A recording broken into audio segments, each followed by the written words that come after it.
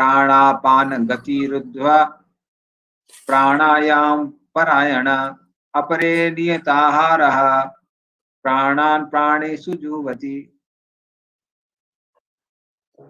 नहीं, एक मिनट, क्या पढ़ रहा हूँ मैं? पांचवा अध्याय प्रभु जी। हाँ, वो भी काम गड़बड़ लग रहा है।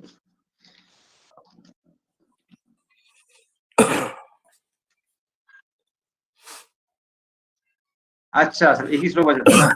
भोक्ताराम यज्ञ तपसाम सर्वलोक महेश्वरम सुहृदम सर्वभूतानां ज्ञात्वा माम शांतिम रक्षति। हरे कृष्णा। हरे कृष्णा प्रभु जी। हाँ। मुझे समस्त यज्ञों तथा तपस्याओं का परम भोक्ता, समस्त लोकों तथा देवताओं का परमेश्वर एवं समस्त जीवों का उपकारी एवं हितैषी जानकर मेरे भावनामृत से पूर्ण पुरुष भौतिक दुखों से शांति लाभ करता है।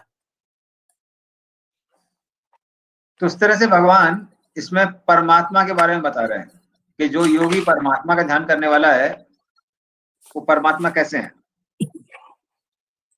पहले उन्होंने बोला भोक्तारम। भोक्तारम का मतलब है हर किसी का मैं कौन हूं, उनको लाभ पहुंचाने वाला, उनका गार्जियन हूं मैं, इसका नाम भोक्तारम हुआ। आवाज नहीं आ रही है? आ रही है प्रभु जी। तो जो भी कर्मयोगी लोग यज्ञ करते हैं, यज्ञ तपस्याम, तो जो भी कर्मयोगी कर्म करते हैं वो मेरे देखभाल के नीचे होता है। जो ज्ञानी लोग तपस्या करते हैं, यज्ञ तपस्याम, तो यज्ञ कौन है? कर्मयोगी। और यज्ञ ये तपस्या करते हैं ज्ञान योगी। तो जो भी ज्ञान योगी तपस्या करते हैं ये सब मेरे निरीक्षण में होती है, ये मैं ही इसका कौन हूं? गार्जियन हूं। ये भगवान समझाते हैं। इसका मतलब कहने का क्या है? कर्मयोगी जो पूजा करते हैं, ज्ञान योगी जिसके लिए तपस्या करता है, वो कौन है? वो मैं ही हूं। बल्कि सिर्फ कर्मयोगी ज्ञान योगी नहीं, सर्वलोक महेश्वर, पूरे संसार में जितने भी लोग हैं उन सबका नियंत्रण करता कौन है? मैं हूं। सबको मेरे नियंत्रण में है। तो इस तरह से भगवान बताते हैं कैसे ये जो भगवान है, जो कर्मयोगी ज्ञान योगी इत्यादि सभी लोगों के लिए कौन है? ध्यान का केंद्र है। वो अष्टांग योगी के लिए भी ध्यान का केंद्र है। और वो कौन है? परमात्मा। उन परमात्मा के बारे में बताते हैं। और सिर्फ वो भगवान सबका नियंत्रण नहीं करते हैं, वो सब क्या है? सुहृदम सर्वभूतानाम, सभी लोगों के मित्र हैं। और मित्र होने की वजह से वो क्या करते हैं? जो लोग भक्ति करते हैं उनको भक्ति का फल देते हैं। जो लोग अष्टांग योग करते हैं उनको अष्टांग योग का फल देते हैं। जो कर्म करते हैं उनको कर्म का फल देते हैं। और जो ज्ञान करते हैं उनको ज्ञान का फल देते हैं। लेकिन भगवान को असली मित्र इसलिए कहा गया है क्योंकि वो सबको भक्ति के बारे में बताते हैं। ये भगवान की मित्रता का प्रतीक है। क्योंकि मित्र क्या करता है? दूसरे मित्र के लिए जो अच्छा है वो करता है। और सारे जीवों के लिए सबसे अच्छा काम क्या है? भक्ति करना। तो इस तरह से भगवान क्या करते हैं? सबको भक्ति के बारे में बताते हैं। अब किसके द्वारा बताते हैं? अपने भक्तों के द्वारा बताते हैं। तो अपनी कृपा करके भक्तों के माध्यम से भगवान सबको भक्ति के बारे में बताते हैं। इस तरह से भगवान क्या है? सुहृदम सर्वभूतानाम। इसलिए जो भक्त भक्ति के बारे में बताते हैं उनको भी सबका सुहृद कहा जाता है। इसलिए प्रभुपाद जी कभी कभी लेटर में लिखते थे, you are ever well wisher. देखा आपने? शब्द स्थान कर दिया, you are ever well wisher, ऐसी भक्तिवेदांत स्वामी प्रभुपाद। मतलब आपका सबसे अच्छा हितैषी। क्यों? क्योंकि वो सबसे अच्छे हितैषी जो कृष्ण है उनसे हमको मिलवा रहे हैं, इसलिए हितैषी कहते हैं। हाँ। तो भले ज्ञान अष्टांग योग इत्यादि जो भी सत्वगुण में है उससे हम भगवान को नहीं जान सकते हैं। किसे जान सकते हैं? मात्र भक्ति से जान सकते हैं। और भक्ति तीनों गुणों के ऊपर है। मतलब अगर वो आध्यात्मिक जगत से नहीं आ रही है भक्ति तो उसको कोई प्राप्त नहीं कर सकता है। क्योंकि इस भौतिक जगत में 3 गुण ही देखे जाते हैं। इस तरह से जब वो भगवान भक्ति के बारे में बताते हैं तो उनकी कृपा है। प्रभुपाद जी कभी कभी कहते थे, गोलोकेरा प्रेम धन हरिनाम संकीर्तन। तो हरिनाम संकीर्तन इस जगत का नहीं है, वो गोलोक से इंपोर्टेड है। इसलिए अगर हम हरिनाम कर पा रहे हैं तो ये भगवान की क्या है, कृपा है। तो इस तरह से जो योगी लोग हैं, जब इनको पता चल जाता है कि भगवान नियंत्रण करता है, भगवान सबके हितैषी है और सबकी पूजा के केंद्र है, जब योगी को ये पता चल जाता है तब उसको क्या मिलता है, शांतिम। शांतिम का अर्थ है तब उसको मोक्ष की प्राप्ति होती है। तो इस तरह से अष्टांग योग की प्रक्रिया का भगवान ने क्या दिया है, समरी दी है 27 में 28 में, कि अष्टांग योग कैसे होता है। और 29 में भगवान क्या करते हैं, 29 में उसकी समरी लिखते हैं, समरी में अष्टांग योग क्या है। और इस तरह से वो मेरा साक्षात्कार करता है मोक्ष प्राप्त करने के बाद, जो कि कौन है, ज्ञात्वा माम। तो जो मैं परमात्मा हूं उसको जानकर उनको भक्ति प्राप्त होती है जो तीनों गुणों के परे है। तो ये इसका सारांश है।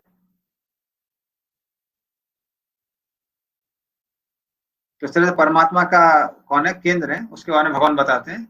और यही जो है ये हमारा बिगिनिंग है, किसके लिए, अष्टांग योग के लिए, जो अगले चैप्टर में। तो 5वें चैप्टर में भगवान ने क्या बताया है, कि कोई भी ज्ञानी है, कोई भी योगी है, वो शुरुआत किससे करता है, निष्काम कर्म योग से करता है। जब वो कर्तव्य अभिमान से मुक्त हो जाता है तब वो ज्ञान योग कर सकता है, जब पूर्ण रूप से वो और या फिर अष्टांग योग कर सकता है। अष्टांग योग की शुरू की सीढ़ी और ज्ञान योग की शुरुआत, दोनों के लिए क्या चाहिए, कर्तव्य अभिमान से मुक्ति चाहिए। उसके लिए क्या करना पड़ता है, निष्काम करना पड़ता है।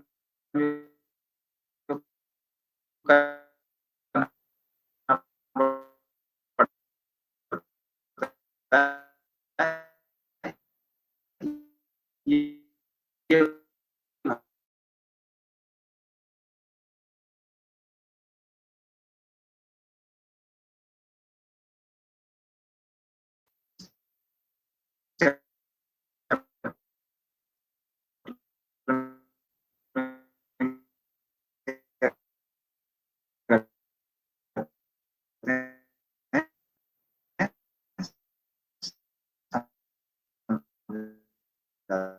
चैप्टर हम लोग चालू करेंगे।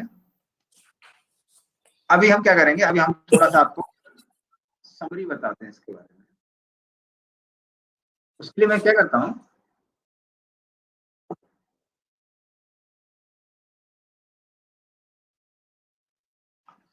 आपको एक फोटो भेजता हूँ व्हाट्सएप में, सब लोग अपना व्हाट्सएप देखना है, बस 1 मिनट रुकिए।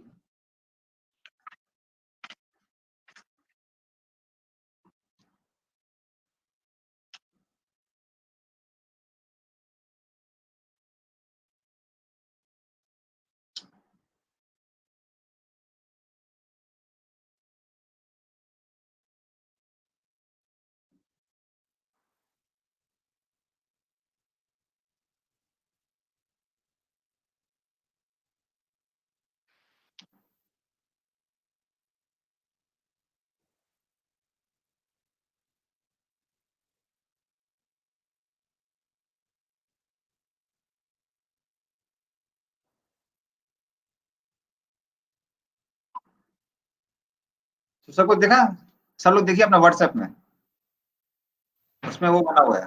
में जाएंगे तो यहाँ का लिंक वो हो जाएगा, आप यहीं पे प्रेजेंटेशन में दिखाइए। ओके ठीक है, दिखा दो।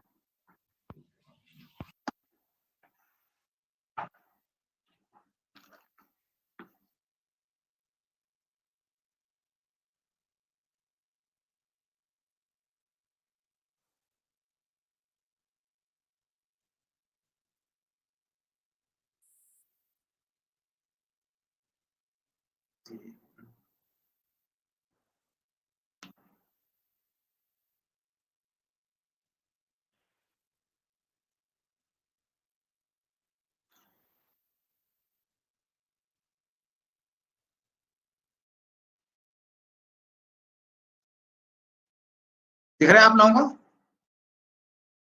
हरे कृष्णा। नहीं अभी नहीं आया प्रभु। प्रभु जी। अब आ गया। हाँ ओके, तो ये इसमें अष्टांग योग मतलब है 8 अंग, 8 अंगों वाला योग। तो अष्टांग योग के 8 अंग कौन कौन से हैं वो इसमें उसकी हमने फोटो भेजी हुई है आपको। जो पहला अंग है उसको बोलते हैं यम। यम का मतलब है क्या क्या नहीं करना है, उसको यम कहते हैं। तो भक्तों के लिए यम है 4 नियम पालन करना, मांसाहार नहीं करना, अवैध स्त्री संबंध नहीं करना, मदिरा पान नहीं करना, नशा पान नहीं करना, जो नशा पान नहीं करना, और एक और बस गया जो भी है। तो ये चारों के चारों कौन से हैं? ये यम है भक्तों के लिए। तो उस तरह से उनके भी बहुत सारे यम होते हैं। जो 4 हैं वो तो मिनिमम है, वो हर कोई पालन करता है, उसके अलावा और भी ज्यादा होते हैं। तो ये हो गया यम। फिर दूसरा जो आप देख रहे हैं नियम। नियम मतलब क्या क्या करना है। तो भक्त लोग नियम पूर्वक क्या करते हैं? जप करते हैं, मंगल आरती करते हैं, ये सब हमारे नियम है। उन लोगों के भी कुछ नियम होते हैं, तो वो उस नियम का पालन करते हैं। तो यम और नियम लगभग उनके वही हैं जो कि किसी भी निष्काम कर्म योगी के होते हैं। तो लगभग वही यम नियम होते हैं उनके। उसके अलावा कुछ एक्स्ट्रा होते हैं पर उतने तो होते ही हैं। तो ये होगा यम और नियम। तीसरा होता है आसन। आसन का मतलब क्या है? जो भी लोग वज्रासन या फिर ताड़ासन, तिर्यक ताड़ासन, जो भी आसन करते हैं, तो आसन से क्या होता है? आसन से शरीर स्वस्थ बनता है, और यदि शरीर स्वस्थ रहेगा तो व्यक्ति ज्यादा समय तक एक स्थान पर बैठ सकता है। अन्यथा कलयुग में एक स्थान पर ज्यादा देर तक बैठना ही बहुत मुश्किल होता है लोगों के लिए। बैक हो जाता है, कुछ प्रॉब्लम हो जाती है। और आपको ज्यादा देर तक अगर ध्यान करना है तो शरीर तो स्वस्थ रखना ही पड़ेगा।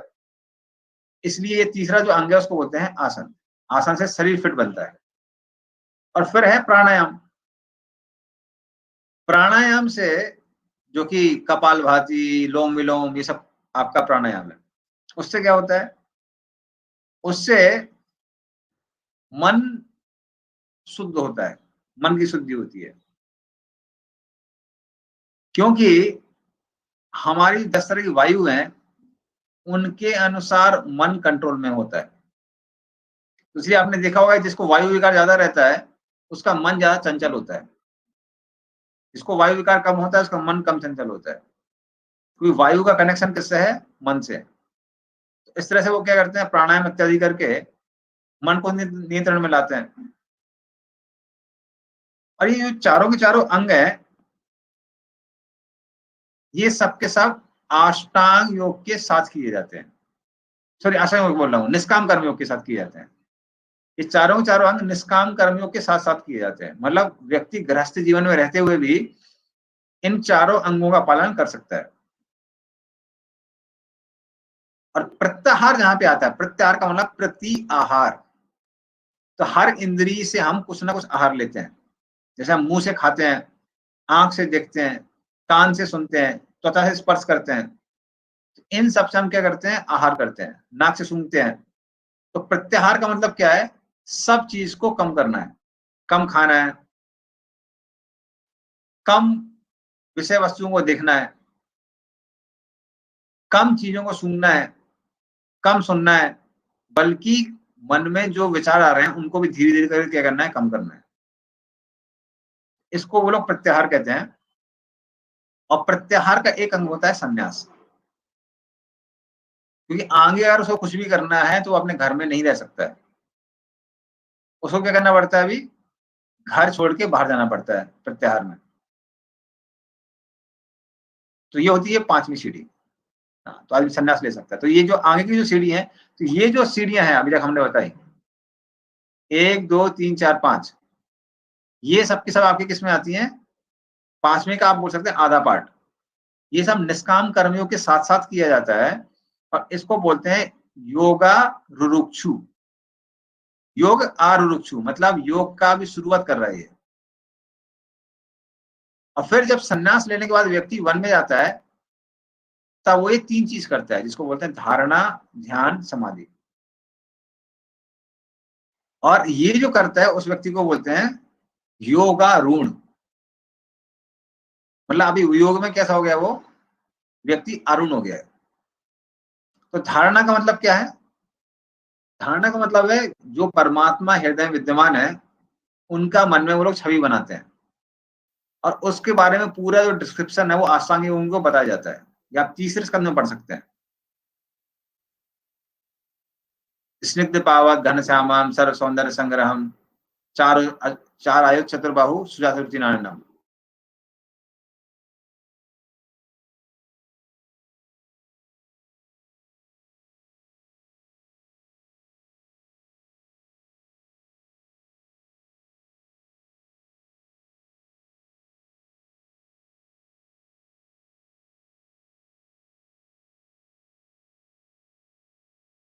मन को क्या करते हैं? केंद्रित करते हैं। इसको कहते हैं धारणा। जब वो धारणा में एकदम स्ट्रांग हो जाते हैं, तब वो लोग क्या करते हैं? भगवान के एक एक अंग पर डिटेल्ड ध्यान करते हैं, चरणों से लेके। तो चरणों में बल्कि जो उनके भगवान के चिन्ह भी होते हैं उस पर भी ध्यान करते हैं। उसके बारे में भी आता है तीसरे स्कंद में। संचित्तयेत भगवतश्चरणारविंदम वज्रांकुश सरोरुह लांछनाढ्यम उत्तुंग रक्त विलसन नख चक्रवाला ज्योत्स्नाभिर आहत महत रणमंधकारम। तो भगवान के जो चरण के चिन्ह है उसमें वज्र है, अंकुश है, सरूर मतलब कमल, फिर हाथी को कंट्रोल करने वाला अंकुश, घड़े, ये सब है, इन सब पे ध्यान करते हैं। फिर भगवान के नाखूनों के जो चंद्रमा या चंद्राकार करके उनके नाखूनों में सफेद सफेद हिस्सा होता है, उससे क्या होता है? उससे चंद्रमा जैसी आभा निकलती है, उस पर वो लोग ध्यान करते हैं। तो ऐसा धीरे धीरे चरणों से चालू करके प्रियोडी पे उठते हुए घुटना, जांग, कमर, नाभि, पेट, हाथ, सीना, गला और मुख, इस तरह से वो लोग भगवान के एक एक अंग पर ध्यान करते हैं, उसको बोलते हैं ध्यान। और जब ये ध्यान इतना ज्यादा हो जाता है कि व्यक्ति पूर्ण रूप से इसमें रम जाता है, कुछ और नहीं सोच पाता है, तब उसको क्या कहते हैं? समाधि। तो इस तरह से 8 अंगों का ये लोग पालन करते हैं। ठीक है, तो इसको बोलते हैं अष्टांग योग।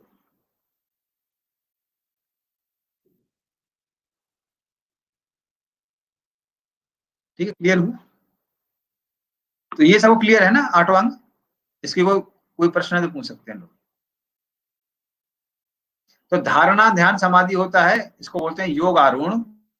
और पहले 5 अंग या फिर आप बोलिए 4.5 अंग, इसको बोलते हैं योगा आरूढ़। तो ये 2 हिस्से हैं।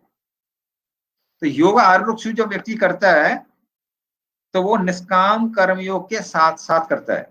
इसलिए आप देखेंगे शुरुआत के श्लोकों में भगवान फिर निष्काम कर्मयोग के बारे में बताते हैं, 3-4 श्लोकों में। ठीक है, तो अभी हम लोग पढ़ते हैं श्लोक नंबर 1।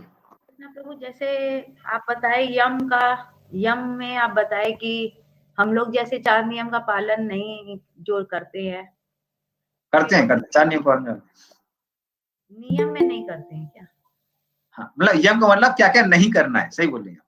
हाँ, जो नहीं करना है। तो क्या ये निष्काम कर्म योगी भी वो 4 नियम को फॉलो करते हैं?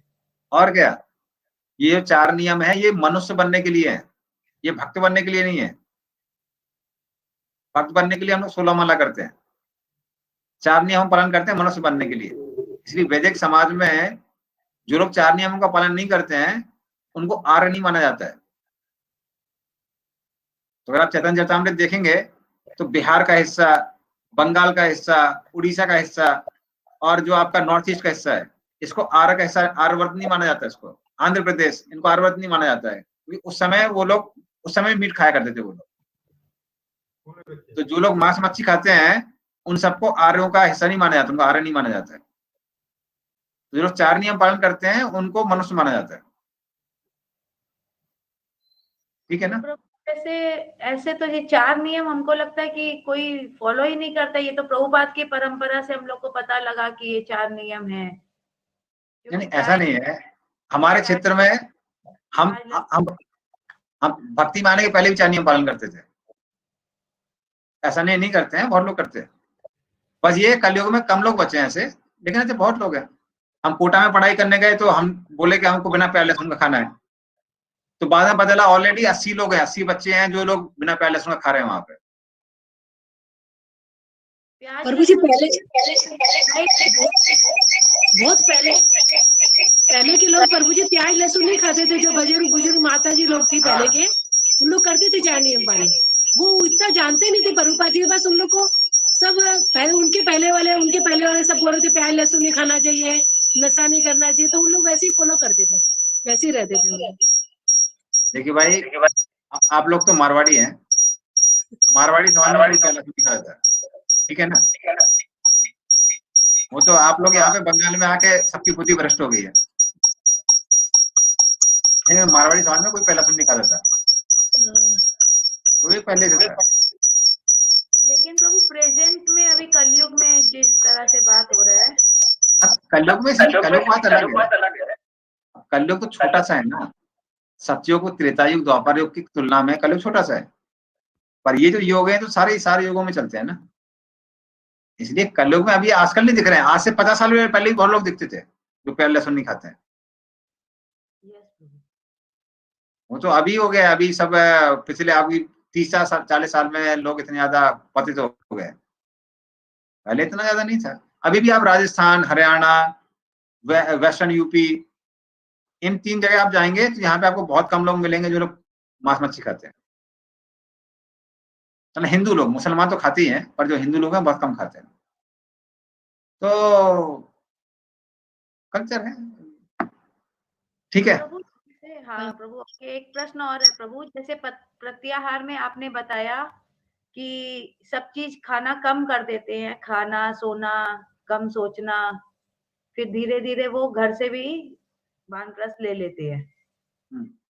तो प्रभु जैसे भक्त लोग भी तो बोलते हैं जब भक्ति में आगे बढ़ते हैं तो ये चीज होता है, उनका नींद कम हो जाता है, उनका खाना भी थोड़ा कंट्रोल हो जाता है। तो ये चीज भक्ति में भी तो आती है।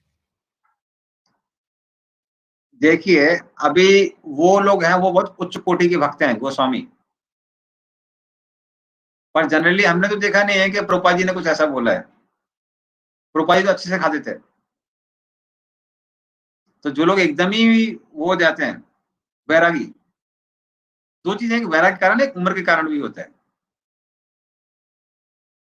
तो जो लोग बहुत कम खाते थे वो उनका युग चला गया, अभी वो लोग कम है। कलयुग का जो शरीर है, कलयुग का शरीर वैसा नहीं है। पहले अमरीश महाराज ने 1 साल का उपवास रखा था जब दुर्वासा मुनि चले गए थे। अब एक साल का छोड़ दीजिए, साल में एक बार उपवास होता है, निर्जला एकादशी। उसी में लोग चिंता हो जाती है, टेंशन हो जाती है लोगों को।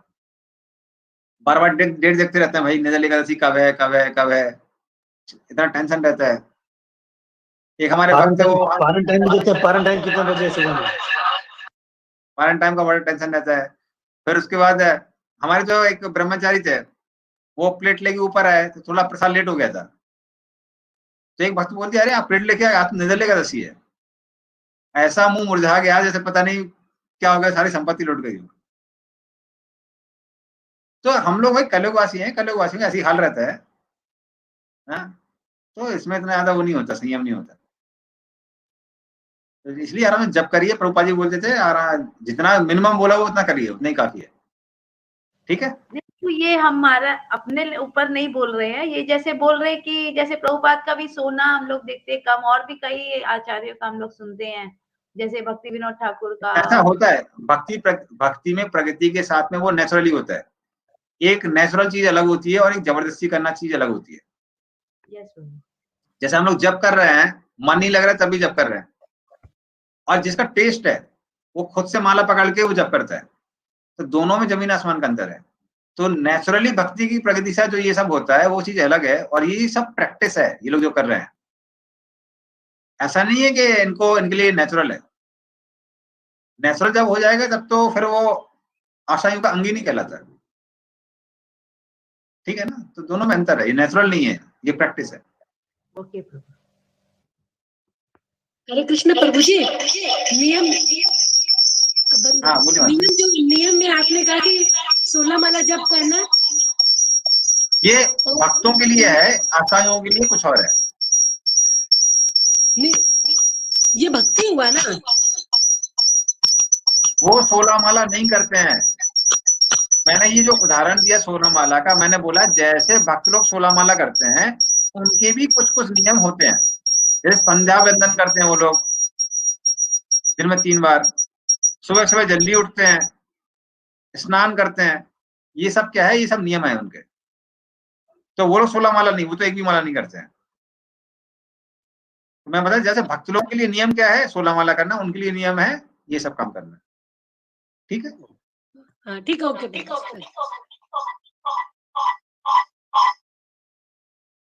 अभी पहले हम उस पर आते हैं। श्री भगवान वाचा अनाश्रिता कर्म फलम कार्यम कर्म करोति या सा सन्यासी च योगी च न निरग्निर न चाक्रिया। श्री भगवान ने कहा, जो पुरुष अपने कर्म फल के प्रति अनासक्त है और जो अपने कर्तव्य का पालन करता है, वही सन्यासी और असली योगी है। वह नहीं जो न तो अग्नि जलाता है और न कर्म करता है। तो फिर से भगवान क्या कर रहे हैं, फिर से निष्काम कर्मयोग की परिभाषा बता रहे हैं। क्यों? तो ये हमने बताया, योगा और रुक्षु के समय व्यक्ति को साथ में निष्काम कर्म योग करना पड़ता है। तो भगवान क्या बता रहे हैं कि इसलिए निष्काम कर्म योग को तुरंत छोड़ना नहीं चाहिए। जैसे अर्जुन बोल रहा है ना अभी कि हम युद्ध छोड़ के भाग जाएंगे, तो भगवान बोलते हैं ठीक है, तुमको करना भी है, आश्रम योग भी करना है। ऐसा नहीं है आश्रम योग करने के लिए व्यक्ति तुरंत के तुरंत संन्यास ले लेता है। तो क्या करना चाहिए, निष्काम कर्म योग करना चाहिए। इस तरह से कार्यम कर्म करोति, मतलब जो कार्य शास्त्रों में बताए गए हैं उनको जब व्यक्ति करता है, किसके कैसे करता है, अनाश्रिता कर्म फलम, बिना किसी फल की इच्छा के। तो ऐसे व्यक्ति को सन्यासी कहा जाता है, क्योंकि उसने जो अपने कर्मों से फल उसको मिलने वाले हैं उसका मन ही मन क्या कर दिया है, सन्यास कर दिया है, उसको छोड़ दिया है, उसको उसकी इच्छा नहीं है। इस तरह से उसको क्या बोलेंगे, हम सन्यासी कहेंगे। हाँ, और वही व्यक्ति क्या है, वही व्यक्ति योगी है। योगी कौन है? योगी वो व्यक्ति है जिसका मन इंद्रियों विषयों की तरफ नहीं दौड़ता है, मतलब आप उसकी भोग करने की इच्छा नहीं है। और ये जो व्यक्ति वो कर्म कर रहा है लेकिन ये भी अपने फल को नहीं भोगना चाह रहा है, मतलब दोनों की ही भोग करने की इच्छा नहीं है, इसलिए आप उसको सन्यासी बोलिए, एक ही योगी बोलिए। वो कौन है? वो एक ही व्यक्ति। ये भगवान इस श्लोक में समझा रहे हैं।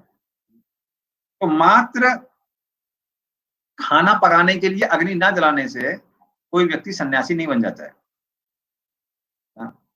या फिर आंख बंद करने से, कोई कार्य ना करने से कोई व्यक्ति योगी नहीं बन जाता है।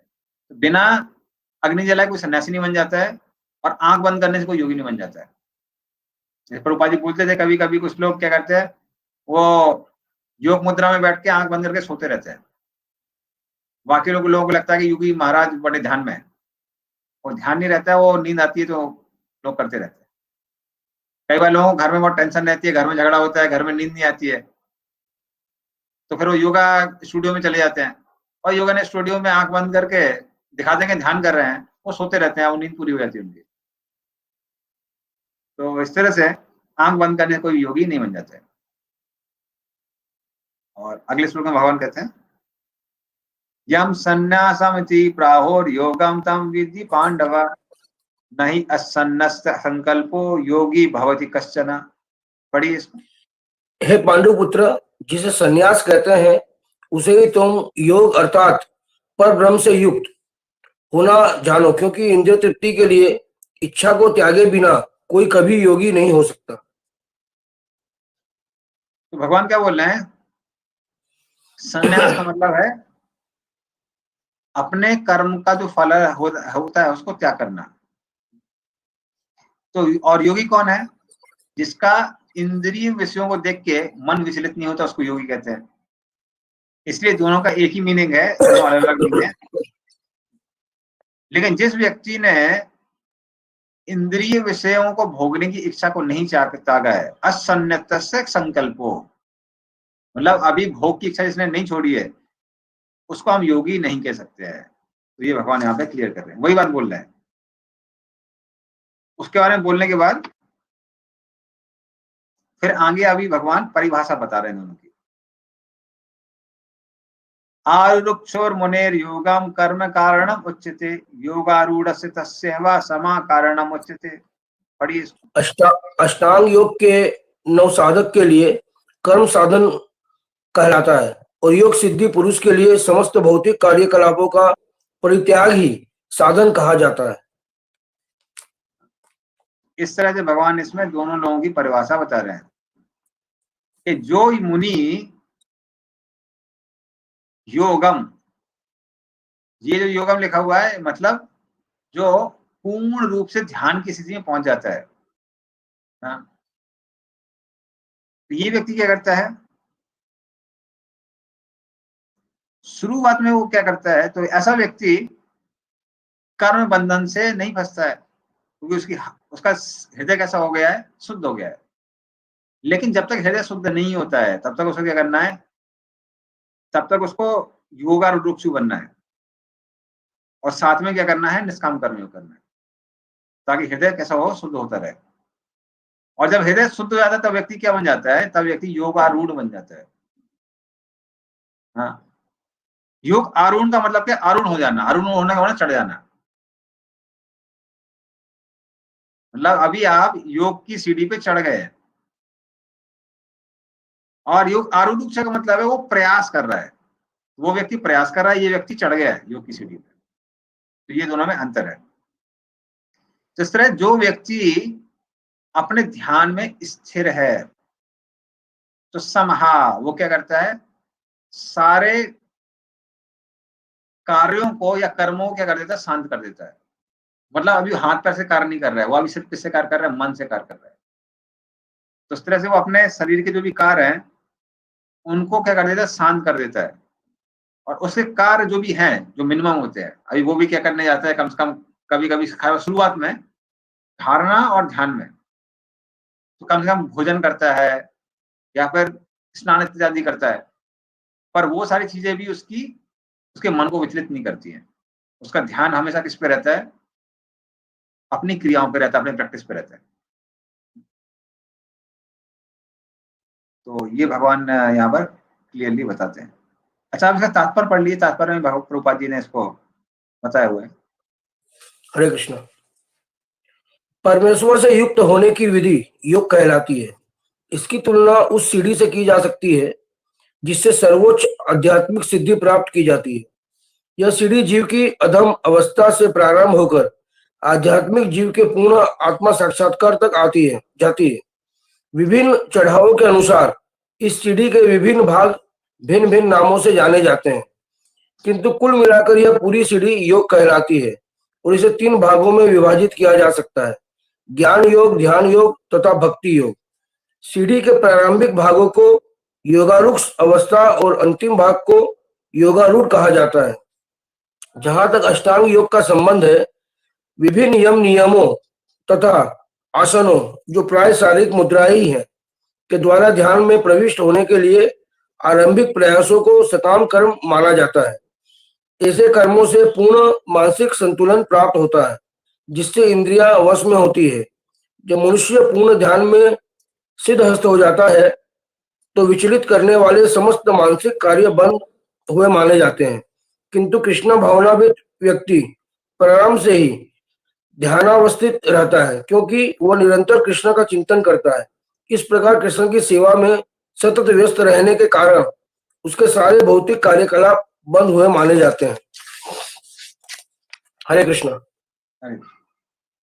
तो इसमें प्रभुपाद तुलना कर रहे हैं, लेकिन प्रभुपाद जी बताते हैं कि शुरुआत की सीढ़ी क्या है, योगारूढ़, बाद में योगारूढ़। फिर योगारूढ़ के बारे में भगवान और भी ज्यादा क्लियर करते हैं 4थे नंबर में। यदा ही नेन्द्रियार्थेषु न कर्मस्सनुसज्जते सर्व संकल्प सन्यासी योगारूढ़ सदोच्यते। पढ़िए इसको। जब कोई पुरुष समस्त भौतिक इच्छाओं का त्याग करके न तो इंद्रिय तृप्ति के लिए कार्य करता है और न सकाम कर्मों में प्रवृत्त होता है तो वह योगारूढ़ कहलाता है। तो भगवान बोलते हैं योगारूढ़, मतलब अभी योग में आरूढ़ हो गया ऐसा व्यक्ति किसी भी इंद्रिय विषय की ओर उसका ध्यान जाता नहीं है, तब उसको योगारूढ़ कहते हैं। तो भले सुंदर म्यूजिक है, कुछ अच्छा देखने के लिए है, अच्छा सुनने के लिए, अच्छा स्पर्श करने के लिए है, तो उसकी ओर उसका क्या नहीं आता, उसकी ओर उसका ध्यान नहीं आता है, तब उसको क्या कहते हैं योगारूढ़। तो उसकी जो ज्ञानेंद्रियां हैं और जो कर्मेंद्रियां हैं, दोनों की दोनों जो है तो इंद्रिय भोगों की ओर नहीं लालच होती, तब उसको आप योगारूढ़ कह सकते हैं। तो ये योगारूढ़ की क्या है परिभाषा है। अभी भगवान मन के बारे में बताने लगते हैं 5वें श्लोक से, लेकिन क्या कर सकते हैं उसके पहले मैं योग के बारे में थोड़ा और आपको डिटेल बताता हूं। हरि बोल।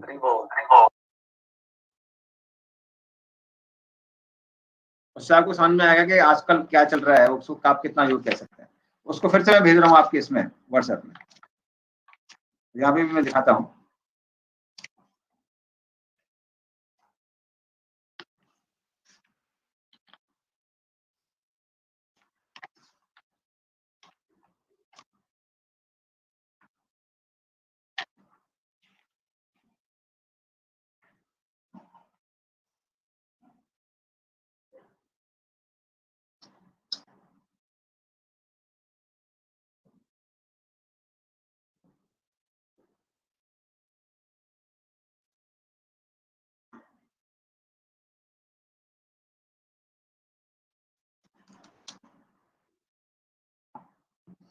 जिन लोगों का व्हाट्सएप अवेलेबल है वो लोग व्हाट्सएप में देख सकते हैं, बाकी लोगों के लिए मैं शेयर कर रहा हूँ। एक मिनट रुकिए।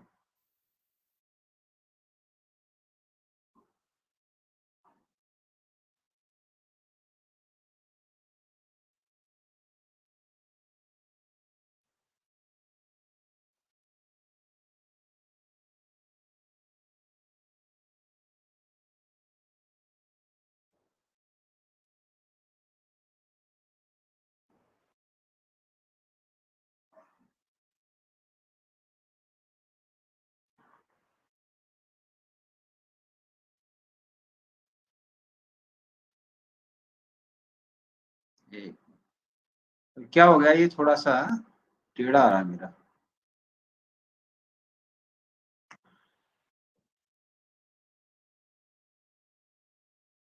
तो अभी मैं जो दिखा रहा हूँ थोड़ा टेढ़ा है, आप लोग अपने मोबाइल है तो मोबाइल को टेढ़ा कर सकते हैं, ठीक है ना। ये दिख रहा है जो, ये थोड़ा टेढ़ा है, एक्चुअली भागवतम से है।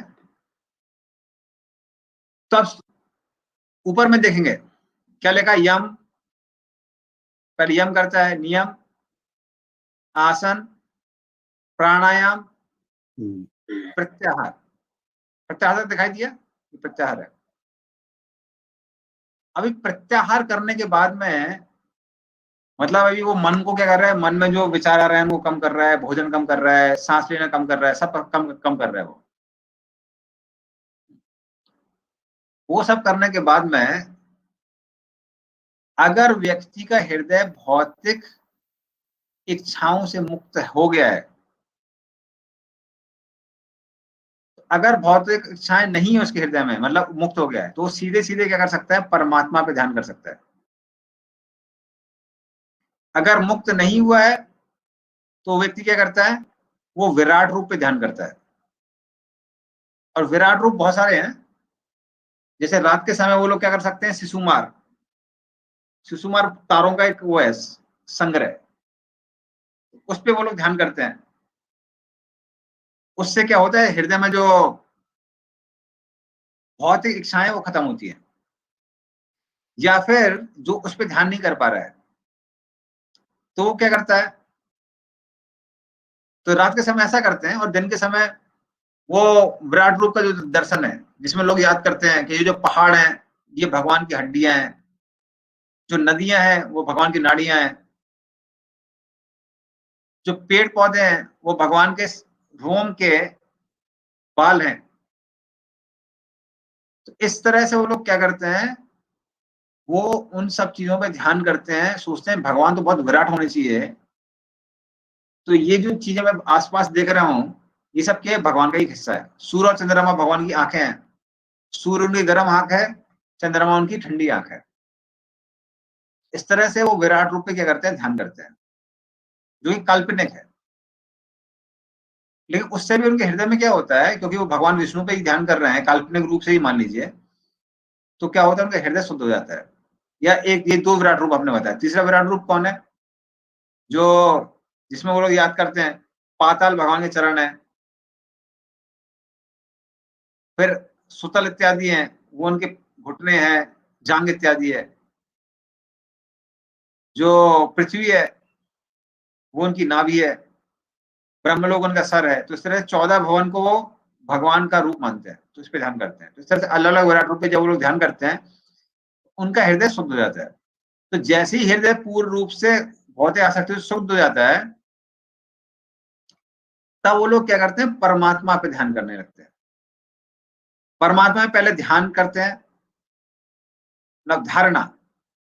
धारणा करने का मतलब हमने आपको बताया था, पूर्ण रूप से जो भगवान का शरीर है उस पर ध्यान करते हैं, उसको धारणा कहते हैं। एक एक अंग पे जब ध्यान करते हैं तो उसको ध्यान कहते हैं। और जब लंबे समय तक वो चलता है तो उसको समाधि मिल जाती है उनको। इस तरह से समाधि में उनको साक्षात्कार हो जाता है कि हम शरीर नहीं आत्मा है, इसका उनको साक्षात्कार हो जाता है। अभी ये तो साक्षात्कार उनको हो गया है कि हम शरीर नहीं आत्मा है, लेकिन अभी तक वो शरीर को छोड़ के ब्रह्म में लीन नहीं हुए हैं। तो ब्रह्म में लीन होने के लिए वो लोग क्या करते हैं, उसके बाद वो लोग योग करते हैं, इसको बोलते हैं 60 चक्र योगा, जो कि आजकल बहुत फेमस है। लेकिन ये 60 चक्र योगा व्यक्ति तब कर सकता है जब हृदय पूर्ण रूप से काम क्रोध लोभ सबसे मुक्त है, बल्कि उसको साक्षात्कार हो गया है कि हम शरीर नहीं आत्मा है। उसके पहले अगर लोग 60 चक्र योगा करेंगे तो चक्र जागृत होंगे ही नहीं, और चक्र अगर जागृत भी होंगे तो इंद्रिय तृप्ति की ओर उसका ध्यान जाएगा, तो वापस उसको शरीर लेना पड़ेगा, कोई लाभ नहीं होगा उसको 60 चक्र योगा से। तो 60 चक्र योगा जो है उसके बाद लोग करते हैं। तो धीरे धीरे करके मूलाधार चक्र से लेके जो अपने रीढ़ की हड्डी के सबसे नीचे होता है, उससे लेके सबसे ऊपर जो होता है आज्ञा चक्र, तो वहां तक वो लोग क्या करते हैं, उसको आत्मा को लेके जाते हैं, चक्र को जागृत करके। और फिर उचित समय में अपने सर को फोड़ते हुए आत्मा बाहर निकलती है, और फिर वो क्या करते हैं, इस तरह से वो ब्रह्मलीन होते हैं। तो ये वो तरीका है। दूसरा तरीका किसका जाता है, जो विराट रूप का ध्यान कर करके भी उनकी जो इच्छाएं हैं वो समाप्त नहीं होती हैं। ऐसे लोग क्या करते हैं, ऐसे लोग शरीर को उचित समय पे त्यागते हैं, और फिर वो क्रम मुक्ति का मार्ग अपनाते हैं। वैसे क्रम मुक्ति में बहुत समय लग जाता है, तो वो लोग अलग अलग लोक में जाते हैं, वैष्णवार लोक में जाते हैं, वहां पर अपनी इच्छाओं को पूरा करते हैं। फिर शिशुमार लोक में जाते हैं,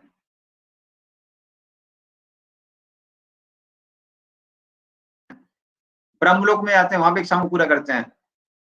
फिर पृथ्वी में जाते हैं, पृथ्वी में सारे सूंघने की इच्छा पूरी करते हैं, जो कि ब्रह्मांड की ऊपर की परत है। फिर जल में जो ब्रह्मांड की जो परत है उसमें जाके सारी चखने की इच्छा पूरी करते हैं। अग्नि की परत में जाके सारी देखने की इच्छा पूरी करते हैं। वायु में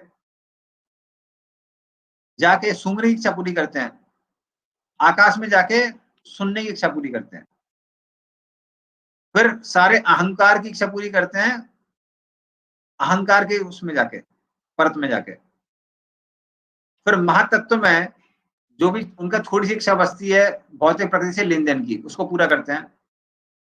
और फिर प्रधान को चीरते हुए वो लोग कहाँ जाते हैं, वो ब्रह्म में प्रवेश करते हैं। इसमें कभी कभी हजारों करोड़ों साल चले जाते हैं, 1000 करोड़ साल भी जा सकते हैं क्रम मुक्ति में।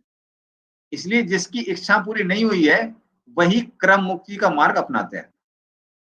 साधारण लोग जो है वो परमात्मा का ध्यान करके वो ब्रह्म को प्राप्त करते हैं। तो ये दो तरीके हैं अष्टांग योगी के लिए। जो अष्टांग योगी परमात्मा को प्राप्त करने के लिए आशा योग करते हैं, उनको जनरली बोलते हैं योग मिश्र भक्त, जो कृष्ण को प्राप्त करने के लिए, नारायण को प्राप्त करने के लिए योग कर रहे हैं। उनके बारे में हम लोग जब डिस्कस करेंगे वो है हमारे चैप्टर नंबर 8 में। जो ब्रह्म को प्राप्त करने का प्रयास करता है उसको अष्टांगी कहते हैं, जो भगवान विष्णु को, नारायण को प्राप्त करने का प्रयास करता है उसको योग मिश्र भक्त कहते हैं। उसके बारे में भगवान ने चैप्टर नंबर 7 में बताया है, उसको हम लोग वहां पे डिस्कस करेंगे। ठीक है, तो ये सिर्फ अष्टांग योगी के बारे में। क्लियर हुआ सबको? जी, हरे कृष्ण। हाँ बोलिए। प्रभु जी, ये लोग फॉल्स ईगो को कैसे सेटिस्फाई करते हैं? फॉल्स ईगो से जो जो आपको आइडेंटिटी मिलती है, इस संसार में आइडेंटिटी मिलने से लोग खुश रहते हैं ना, तो लोगों को पोजीशन चाहिए। जैसे कई बार लड़कियों का स्वप्न रहता है कि हम बड़े ऊंचे खानदान में हमारी शादी होगी, किस लिए? नाम हो भाई उस खानदान से। बहुत सारी हीरोइन अभिषेक बच्चन से शादी करना चाह रही थी, क्यों? वो बच्चन फैमिली से हम लोग। या फिर बहुत लोग हैं जो अच्छी नौकरी प्राप्त करना चाहते हैं माइक्रोसॉफ्ट में, यहाँ वहां। तो ये सब क्या, ये फॉल्स ईगो का सेटिस्फेक्शन है। तो इस तरह के जो भी वैरायटी है सेटिस्फेक्शन की, वो सबके सब कहाँ मिल जाती है? ये अहंकार की परत में मिल जाती है। क्लियर हुआ माता जी? हरि बोल। यस प्रभु जी। हाँ, हरे कृष्ण प्रभु जी। हाँ बोलिए। मतलब प्रभु जी, ये जो योग सब जैसे अष्टांग योग करे तो बहुत कष्टदायक है प्रभु जी। इसलिए तो नहीं करना है। तो इससे भगवान प्रसन्न होते हैं प्रभु जी? नहीं, भगवान प्रसन्न नहीं होते हैं, पर व्यक्ति को ब्रह्म की प्राप्ति होती है। तो ब्रह्म 10,000 कंप्लीट होते हैं। करोड़ साल उनको घूमना पड़ता है, तो उनको कुछ आनंद भी तो नहीं मिलता है। ये कष्टदायक है, पर अभी भौतिक इच्छाएं हैं तो पूरी करेगा आदमी। इस संसार में भी तो इतना कष्ट है, फिर भी लोग संसार में जी रहे हैं। तो जीव को कई बार पूर्ण रूप से खुशी नहीं चाहिए, तो इस तरह से अलग अलग योग दिए गए। ठीक है ना? ठीक है प्रभु जी। हरे कृष्णा प्रभु जी। हाँ बोलिए। अच्छा प्रभु जी, जितने भी योगी है जो ब्रह्म में विलीन होते हैं, जो भी, तो उनकी आत्मा क्या सबके सर से ही निकलती है? हाँ, वो सर छोड़ के भी निकलनी चाहिए। अगर मान लीजिए उनकी आत्मा आंख से निकलेगी या मुंह से निकलेगी या कान से निकलेगी, तो कहते हैं उनको मनुष्य जीवन वापस लेना पड़ता है फिर से प्रैक्टिस करने के लिए। और अगर नीचे मलमूत्र के द्वार से निकलेगी तो उनको नरक जाना पड़ता है। इसलिए सर फोड़ के ऊपर निकलनी चाहिए। भक्तों को इन सब चीजों की चिंता करने की जरूरत नहीं है, पर योगियों को इन सब चीजों की चिंता करनी पड़ती है। इसलिए वो 9 द्वार जो होते हैं शरीर में, सबको बंद करके रखते हैं, क्योंकि आत्मा कहीं और से निकल गई तो वापस इस जगत में आना पड़ेगा। ठीक है ना? ओके प्रभु। हरे कृष्णा प्रभु। हाँ बोलिए। प्रभु जी, जैसे कि वे लोग तो परमात्मा के स्वरूप का, साकार रूप का ही ध्यान कर रहे हैं ना। योगी लोग जो ध्यान कर रहे हैं, भगवान के साकार रूप का ध्यान कर रहे हैं। हाँ, तो फिर वो ब्रह्म में कैसे लीन होंगे? उनको तब तो वैकुंठ धाम तक तो उनको मिलना चाहिए।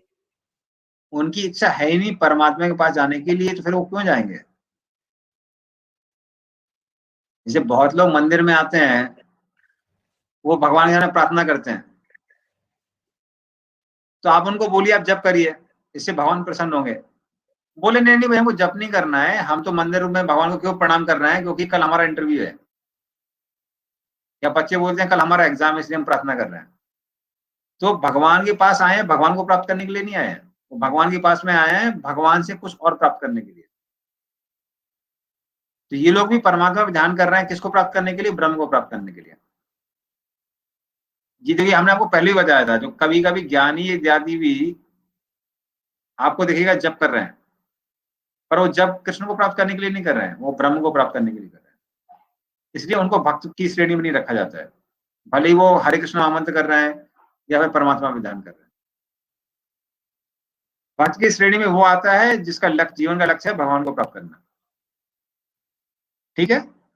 अरे यस प्रभु। प्रभु जैसे कि, लेकिन इसका मतलब तो ये हो गया कि सब चीज इच्छा के ऊपर आधारित है।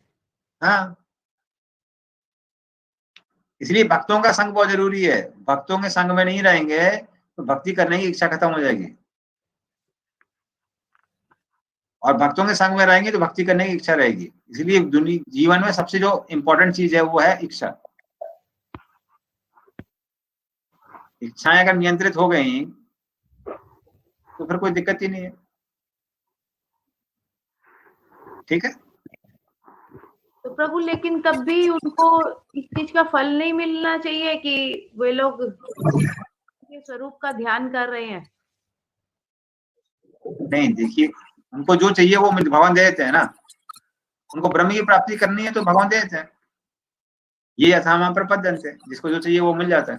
वो ब्रह्म को प्राप्त करना चाहते हैं, भगवान ब्रह्म दे देते हैं। ठीक है? हरे कृष्ण प्रभु जी, धन्यवाद। अंदर पढ़ना। बोले कि ये लोग क्या जन्म मृत्यु के चक्कर से बचना चाहते हैं, ब्रह्म में जाके विलीन होके? हाँ कि कभी फिर जन्म नहीं लेना पड़ेगा, मृत्यु भी नहीं हो। हाँ, इसीलिए। और क्या जो जैसे हम पढ़ रहे थे कहीं पे, चैतन्य महाप्रभु बोलते कि भक्त जो है हमको, हम बार बार जन्म ले और आपकी सेवा करें। भगवान के लिए बोलते हैं कि मेरा जन्म बार बार हो और मैं आपके चरणों में सेवा करूं। तो क्या भक्त क्या वैसा चाहते कि उनका जन्म हो बार बार और भक्ति करें? भक्त लोग जो भी भगवान की सेवा के लिए चाहिए वो करते हैं। भगवान बोलेंगे मेरे धाम आओ तो भगवान के धाम जाएंगे। भगवान बोलेंगे यहीं पे रह के प्रचार करो तो यहाँ पे रह के प्रचार करें। तो भक्तों का मोक्ष से कुछ लेना देना नहीं है। भक्तों का अगर कुछ लेना देना है, वो लेना देना है भगवान की प्रसन्नता से। भगवान जिसमें प्रसन्न रहते हैं तो उसमें भगवान भक्त खुश रहते हैं। जब प्रभुपाद, तो इसलिए जब महाप्रभु बोल रहे हैं मम जन्मनि जन्मनि स्वरिस, का मतलब ये है, अगर आप बोलते हैं कि जन्मों जन्मों तक यहाँ पे रहिए तो भी हम तैयार हैं। उसका ये मतलब है भगवान की सेवा करने के। हाँ, भगवान को जो प्रसन्न करेगा हम वो करेंगे। हमारा कुछ अलग नहीं है। हम बने हैं किसके लिए? भगवान की सेवा करने के लिए।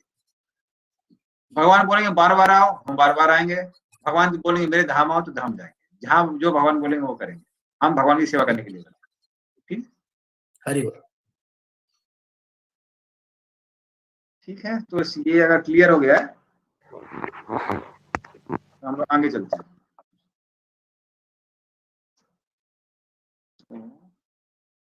हाँ, तो अभी मन के बारे में ये 2 श्लोक और पढ़ लेते हैं आज, 5 नंबर।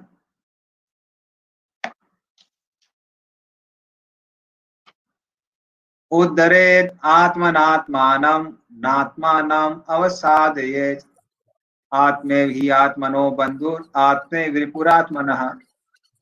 मनुष्य को चाहिए कि अपने मन की सहायता से अपना उद्धार करे और अपने को नीचे न गिरने दे। यह मन बद्ध जीव का मित्र भी है और शत्रु भी। हरे कृष्ण। तो यहाँ जो आत्मा शब्द इस्तेमाल किया गया है, वो पहला जो आत्मा शब्द इस्तेमाल किया, उद्धरेत आत्मना, वो है मन। तो मन व्यक्ति का मित्र भी है और शत्रु भी है। कौन सा मन मित्र है? तो भक्त के लिए मित्र और शत्रु का अलग परिभाषा, ये अष्टांग योगी के लिए मित्र और शत्रु की परिभाषा है। अष्टांग योगी के लिए वो कह सकता है मन मेरा जब कब मित्र है, जब वो इंद्रिय विषयों से आसक्त नहीं है तब मेरा मित्र है, और जब वो इंद्रिय विषयों से आसक्त है तो मेरा क्या है? शत्रु है।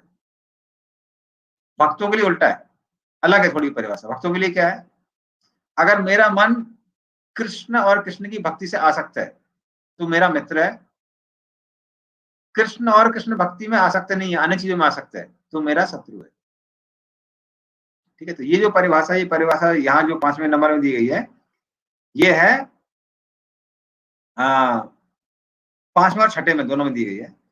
ये है अष्टांग योगी की परिभाषा। तो फिर अर्जुन के मन में प्रश्न आता है, आपने इनका उदाहरण तो दिया है, लेकिन थोड़ा और स्पष्ट रूप से बताइए कि किसको हम मित्र बोल सकते हैं, किसको शत्रु बोल सकते हैं।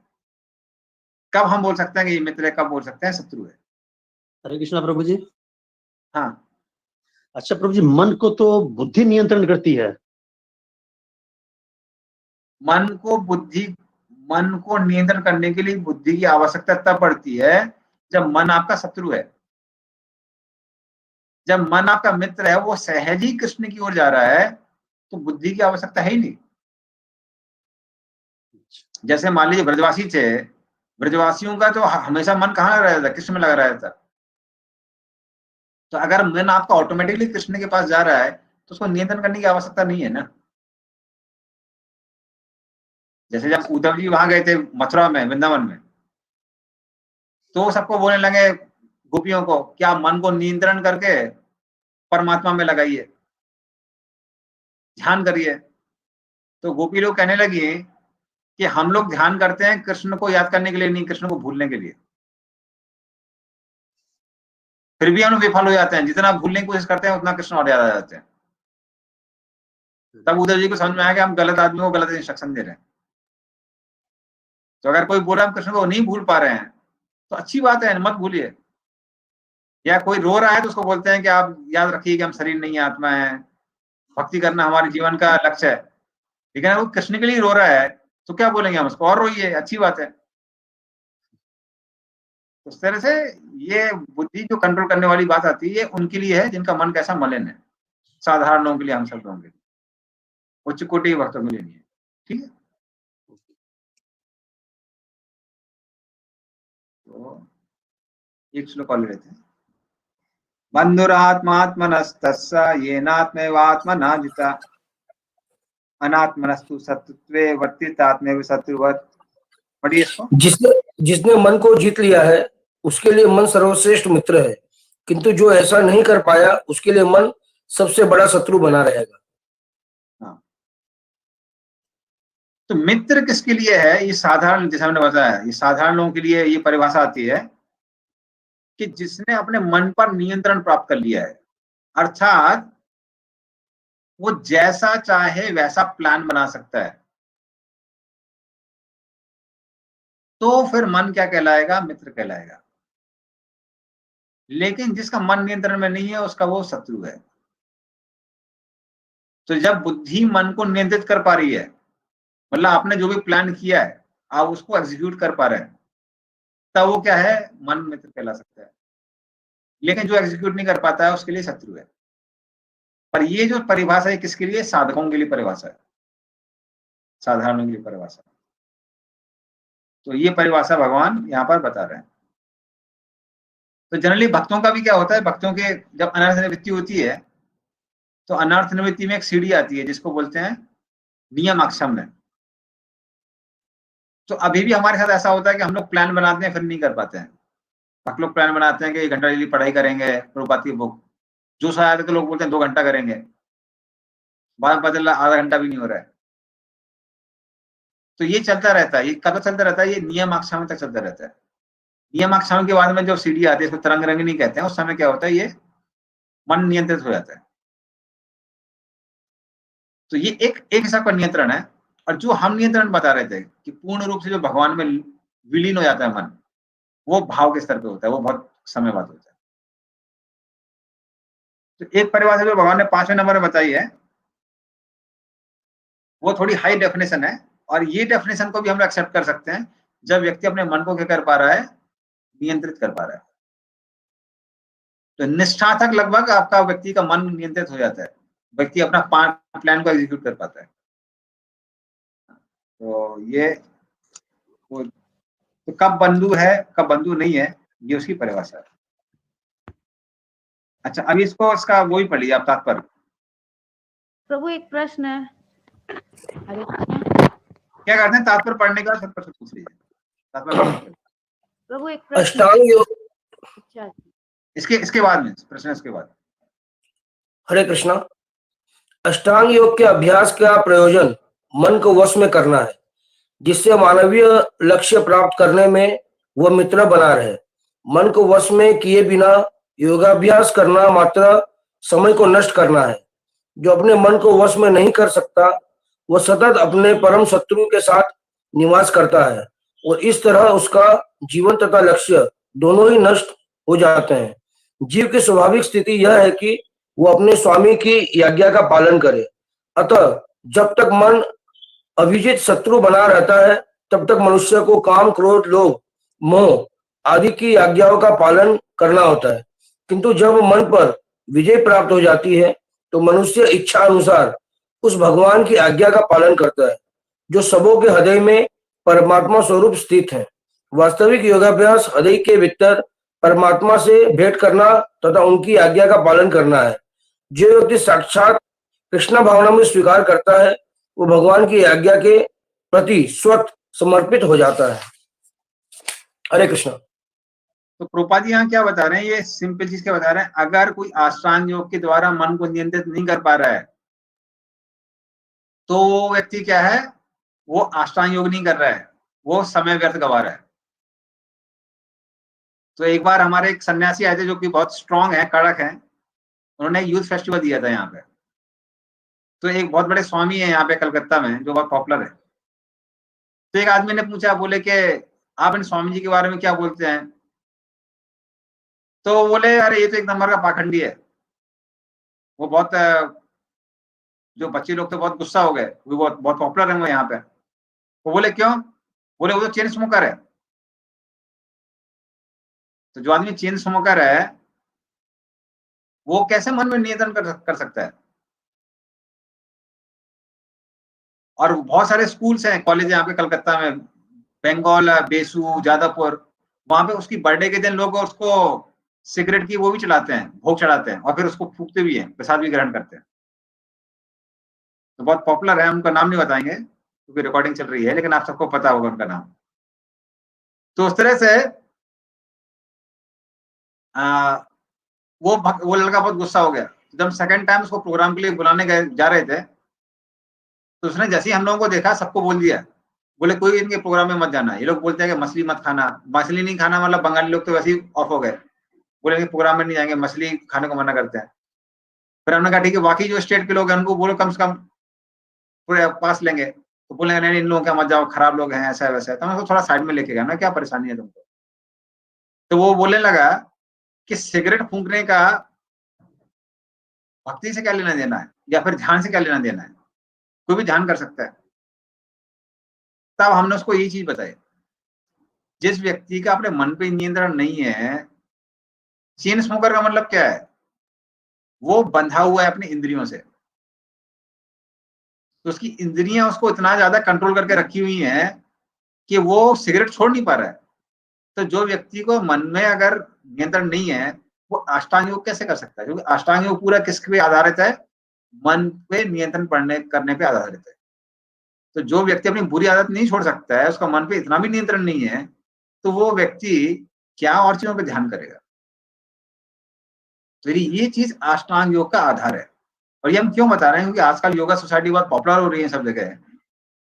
शरीर के लिए ठीक है, एक्सरसाइज के लिए, लेकिन उससे आध्यात्मिक प्रगति नहीं होती है। आध्यात्मिक प्रगति करने के लिए उन लोगों को कम से कम बुरी आदतों से तो दूर होना चाहिए ना। अभी यम नहीं कर पा रहे हैं पहला वाला, है आगे नियम, आसन, प्राणायाम, प्रत्याहार, धारणा, ध्यान, समाधि की बात कहाँ आती है? इसलिए मन का नियंत्रण, इंद्रियों का नियंत्रण ये मुख्य चीज है। किसमें? किसी भी योग में, सिर्फ अष्टांग योग में नहीं, हर किसी योग में इन चीजों पर ध्यान रखते हैं, वो रहना चाहिए कंट्रोल। ठीक है, अभी माता जी कोई प्रश्न पूछ रहे जी, पूछे। हरे कृष्णा प्रभु जी। प्रभु जैसे कि मन को जैसे नियंत्रित अगर कर लेते हैं तो क्या अनर्थ निवृत्ति भक्तों की खत्म हो जाती है? अभी मन को नियंत्रित कैसे करेंगे? भक्त तो जप करते हैं। हाँ, जप करने से क्या होता है? जप में पूरा ध्यान भगवान की सेवा में हम लोग लगते हैं। जप करने से भगवान की तरफ आकर्षण बढ़ता है। हाँ, उससे क्या होता है? अनर्थ निवृत्ति होती है कि नहीं होती है? यस प्रभु। हाँ, जप करने से अनर्थ निवृत्ति होती है। अनर्थ निवृत्ति करने से मन नियंत्रित हो जाता है। तो हम लोग अलग से मन को नियंत्रण करने का प्रयास नहीं करते हैं। हम लोग जप करते हैं, जप में मन को लगाते हैं, हृदय शुद्ध हो जाता है। ये नेचुरल स्टेट है। तब तक क्या करना होता है, तब तक मन को थोड़ा नियंत्रण करना पड़ता है, जब तक वो नेचुरल नहीं हो गया। जब तक नेचुरली जब अनर्थ खत्म हो जाते हैं तो मन वैसे नियंत्रित हो जाता है, तब तक क्या करना पड़ता है, तब तक लेक्चर सुन के, गीता को पढ़ के, मन यहाँ भाग रहा है उसको पकड़ के लाना पड़ता है, तो वो तब तक चलता है। लेकिन जब तक हृदय साफ नहीं हुआ है तब तक ये आर्टिफिशियल चीज ज्यादा लंबे समय तक नहीं चलती है। इसलिए अष्टांग योग की जो प्रोसेस है इसको बोलते हैं आर्टिफिशियल।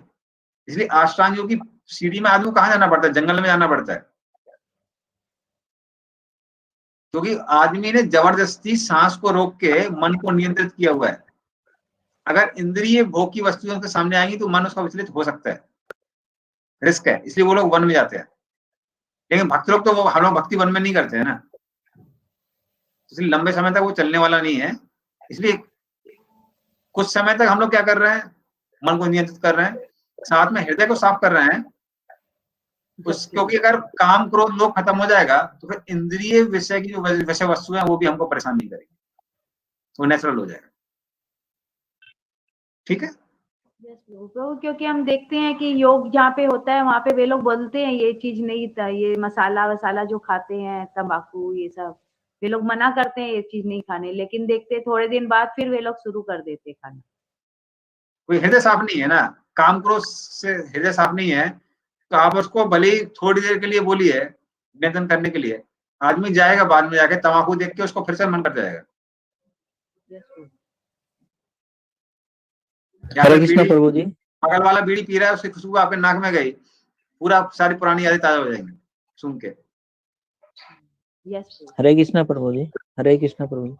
हाँ बोलिए प्रभु जी। जब जाप करते हैं तो मन तो बहुत ज्यादा भागता है, इधर उधर बहुत भागता है, तो उसको कैसे जाप में लगाऊं? मन तो बहुत ज्यादा ही चंचल है, वो भागता है। वो जब जाप करते हैं उसी समय, अगले क्लास में हम लोग वो डिस्कस करने वाले हैं, क्योंकि अर्जुन ने प्रश्न पूछेगा कृष्ण को कि मन जब यहाँ वहां भागता है तो क्या करना चाहिए, तो उस समय हम लोग डिस्कस करेंगे।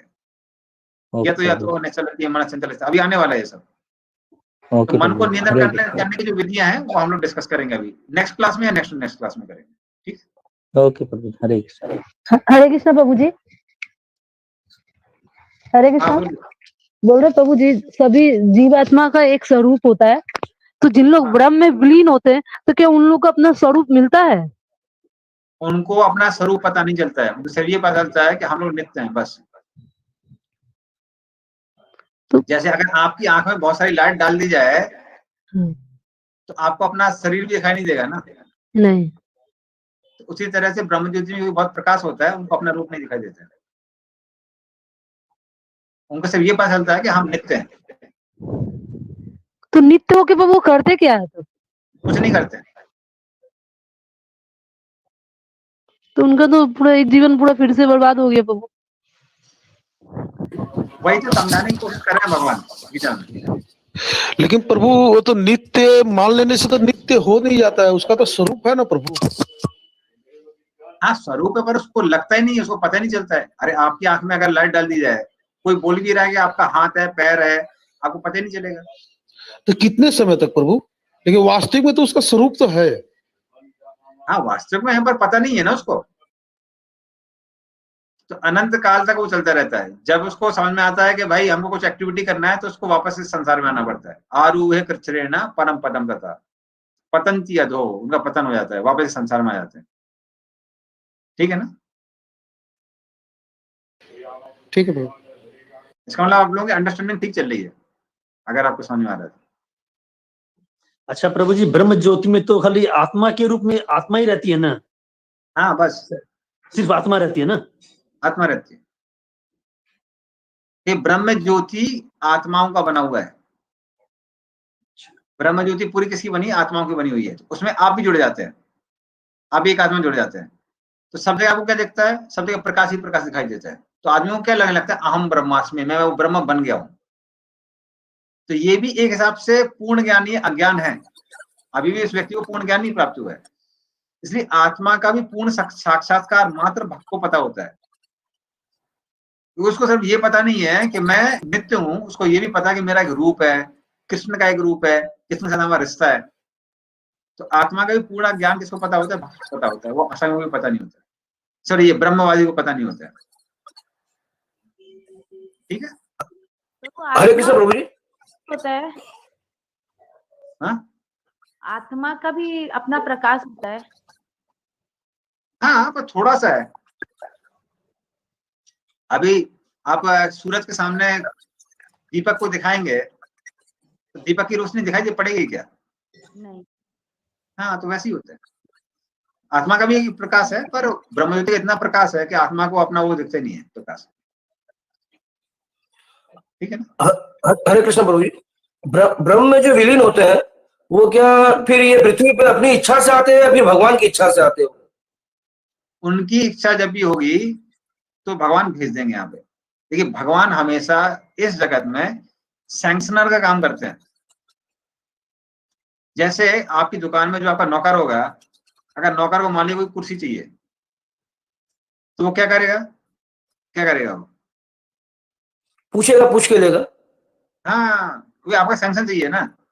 आप जब तक सैंक्शन नहीं करेंगे तब तक वो दुकान में कुर्सी नहीं रख सकता है नौकर। तो उसी तरह से किसी भी जीव को अगर अपनी इच्छा पूरी करनी है तो सैंक्शन किसकी चाहिए? भगवान की चाहिए। भगवान। हाँ, तो भगवान सैंक्शन करते हैं, लेकिन इच्छा किसकी होती है? जीव की होती है। अगर वो मांगेगा ही नहीं तो आप कैसे पूरे करेंगे? ठीक है ना? ठीक। तो हम लोग यहाँ पे फिर एंड करते हैं। 8:30 हो गया, ज्यादा हो गया, 8:25 हो गया। हरे कृष्णा प्रभु जी को धन्यवाद देते हुए हम लोग एक बार हरे कृष्ण महामंत्र का जप करते हैं। हरे कृष्णा हरे कृष्णा कृष्णा कृष्णा हरे हरे, हरे राम राम राम हरे हरे। श्रीमद् भगवद गीता की